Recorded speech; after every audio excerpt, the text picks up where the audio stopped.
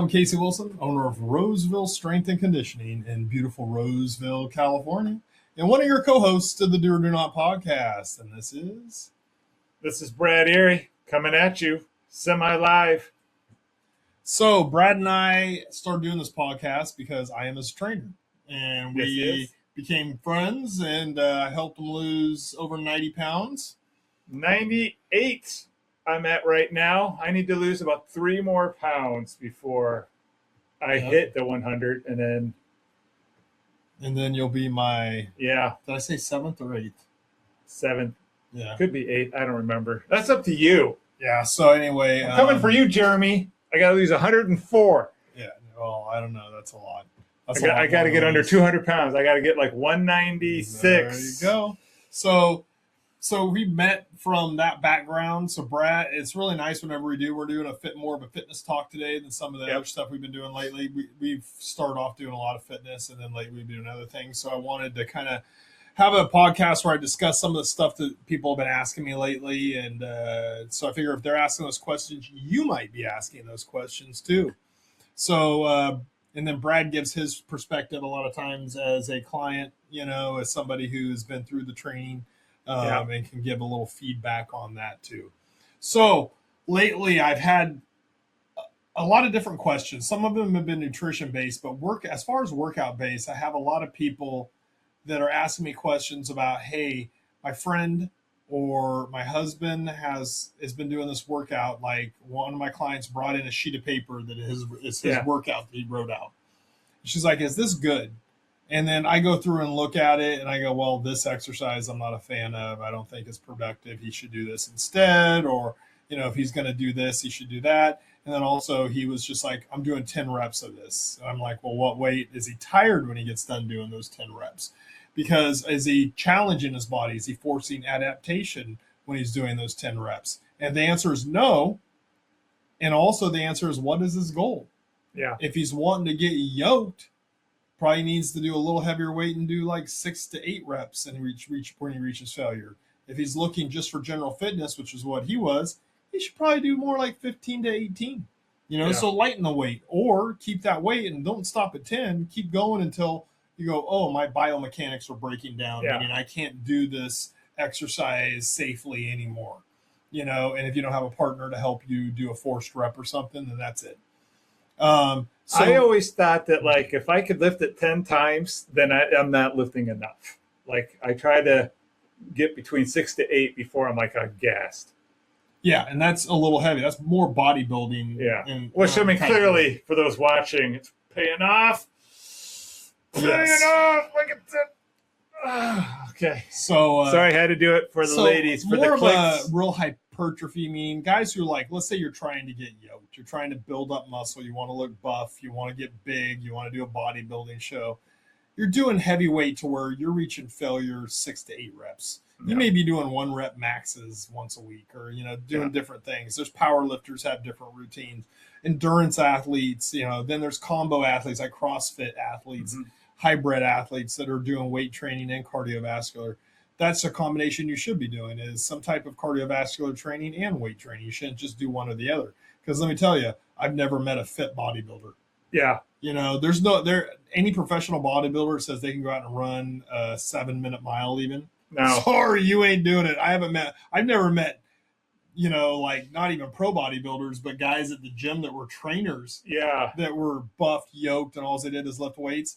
When they do cardio, they get on the bike and they pedal super slow because they have no cardiovascular endurance. They go and they lift a heavy weight over and over again, but it doesn't really build up or challenge your cardiovascular fitness. So you should be doing some type of combination, unless you're going to do a bodybuilding show or unless you're unbalanced and you want to look yoked, but you also can't. You got all show and no go. Yeah. I'm more of a little show and a lot of go. Let's do that, and I came from I loved bodybuilding when I was growing up, and I used to be a lot bigger and stronger than what I am now. Number one, part of it's age, and nagging injuries, those type of things, but also learning and getting smart about things and going, I don't want to carry a bunch of fat on my body, but I don't want to carry excess muscle either. I want to be lean, strong, healthy, and have a balance of cardiovascular and strength training. I want to be able to bench a good weight, but also go out and run a 7-minute mile.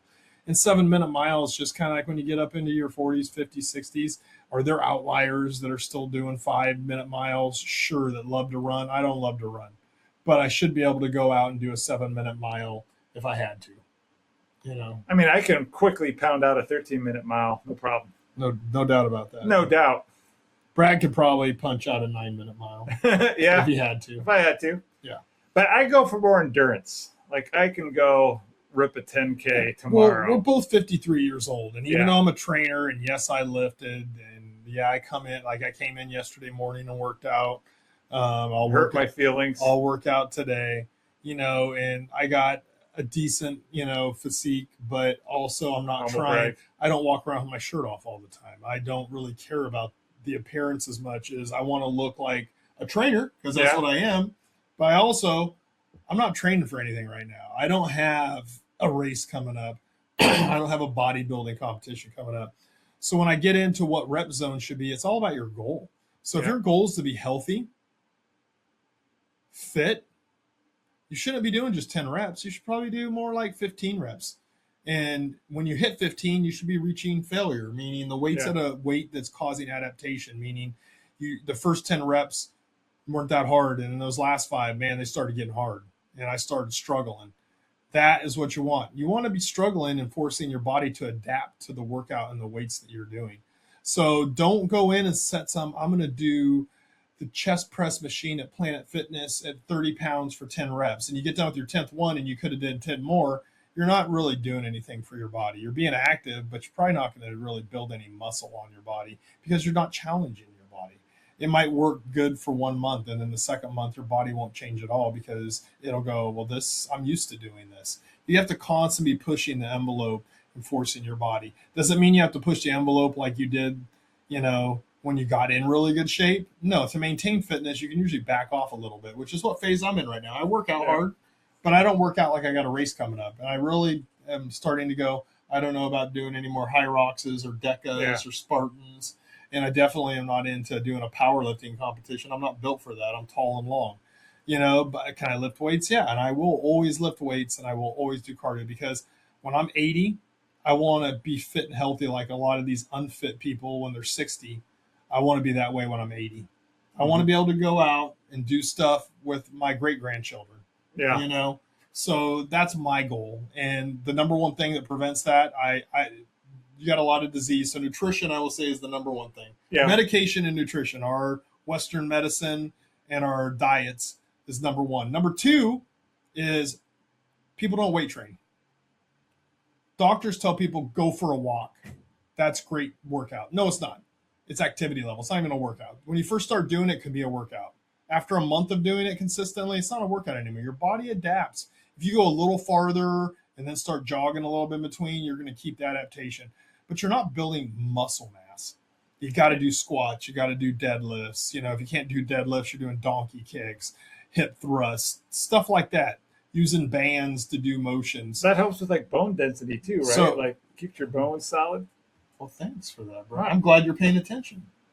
Brad pays attention in these talks. Yeah. So the more muscle mass you have, the more bone density you have. So when you fall when you're 65 and shatter your hip because you weren't doing any weight training and you weren't doing anything but eating bad and gaining weight as you get older, because that's what happens. Trust me, it is hard to keep It's lean. hard.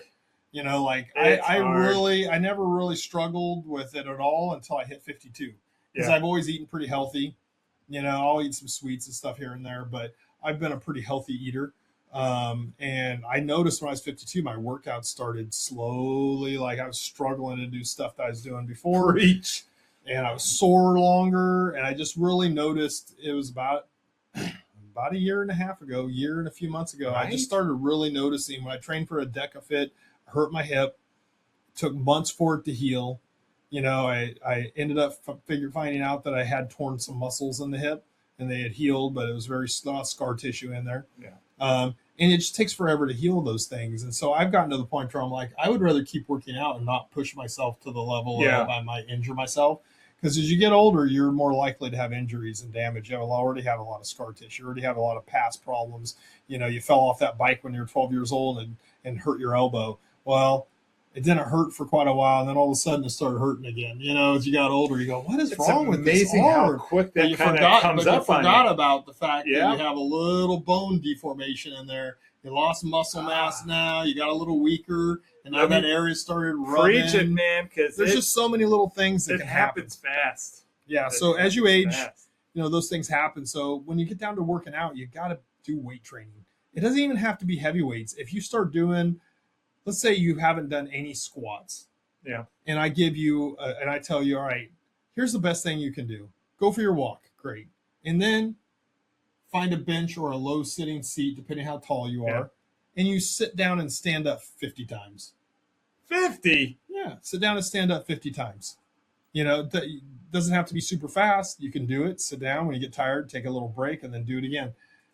See how sore you are the next day. Oh, yeah. You'll be walking around gimpy if you haven't been doing any workouts. When I don't do 100 air squats for a long time, I'm always shocked when I do it because last week I was doing squats. You okay on time? Yeah. Okay. So I was doing squats at 185 pounds, which is not heavy, but I was challenging because I just don't squat heavy anymore because I do full range of motion. I go all the way down. I can't. I don't He stop. drops it low, folks. I can't squat worth shit. Yeah, so I'm one of those people. My butt's 2 or 3 inches from the ground when I get done doing a squat. I'm like 2 or 3 So feet. that's how I like to do squats. It's full range of motion. Your butt goes all the way down, way past your knee line. I'll tell you, that's like how I to do dance too. I've been told, Yeah. like just to drop it. I can drop it like it's hot. So anyway, that's how I do squats. So I was doing those, but I guarantee you, this week I'm doing 100 air squats for time. It just works your muscles differently. So Mine would I'll probably be explode. more gimpy after doing 100 air squats than I was doing 3 sets at 185 for I Yeah. probably did 30 to 35 reps. I'll probably be more gimpy doing the 100 air squats because you're just working different muscle fibers whenever you're doing that. So don't set times. Don't set, rep zones unless you know what you're going to be doing and what your goals are. And also, you need to challenge yourself. If you're not forcing your body to adapt, whatever exercises you're doing are not going to work. And there are also exercises out there I don't recommend, especially for beginners or people who don't know what they're doing and don't know the proper form of them. Like, oh, I worked out when I was younger, and they come in and they look like absolutely shit when it gets down to biomechanics, and you have to fix all these errors that they're doing. It's like, oh, I've worked out for 30 years. I go, the wrong way. I go, your posture is horrible, Yeah. and your range of motion is, 50%. You're doing partial reps, So there's a lot of defects that people have when I'm working on their programs and their form and their biomechanics. So the body needs the stimulus. It needs to be challenged. And if your workouts, when you get done with a set and you're not going, wow, I was barely able to get that last rep out. You do have to lift to the point to where you go, I can't, no. But when you're doing that last rep and you're like, okay, I got it. I saw good biomechanics, but that was a challenge. That's what we want. You're less likely to injure yourself in daily life. You're not going to injure yourself in the gym if you're lifting a weight the right amount of times, if you're doing it the right way. I've been doing this for years, and the only time I've ever had any injury was a year and a half ago doing the DECA where I tore my hip muscles. I've had I did severely strain every time I train for races. It seems, because I'm just pushing the limits. But when I'm in the gym myself, I'm pushing my body, but I'm pushing it to its current limits. Not past its limits, not trying to keep building each week to a higher limit. You're just maintaining muscle mass and keeping muscle. Maybe I'm adding a little bit more muscle, but I'm challenging my body to a certain level that I'm going to equate change. And not enough people are doing that. I can walk on a Planet Fitness and 90% of the people are not pushing themselves to the level they need to. 90% of people don't know what the fuck they're doing. I've went in some Planet Fitnesses helping some of my clients or clients' friends or family members do exercises and set up a program because they know that the trainers in there didn't know what the fuck they were talking about. Yeah. Casey, when you talk about fitness, it's way different than when I hear these guys. They don't seem to know what they're doing. They know how to set up a machine, but that's about it. And I'm like going, all right, you need to go over and grab those dumbbells and you need to do this and showing them stuff. Because the gym of a Planet Fitness, the equipment isn't bad. The dumbbells are the same as any other dumbbells. It's the mentality and also the education level of what's going on in there. It's bargain basement.